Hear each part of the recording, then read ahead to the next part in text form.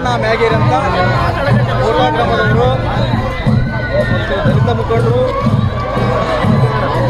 ಇವತ್ತು ದೇಶಾದ್ಯಂತ ಸಂವಿಧಾನ ಜಾಗೃತ ಜಾಥಾವನ್ನು ಹಮ್ಮಿಕೊಂಡಿದ್ದು. ವಿಶೇಷ ಅಂದರೆ 75 ವರ್ಷಗಳು ಸಂವಿಧಾನವನ್ನು ರಚನೆಯಾಗಿ 75 ವರ್ಷಗಳಾಯಿತು.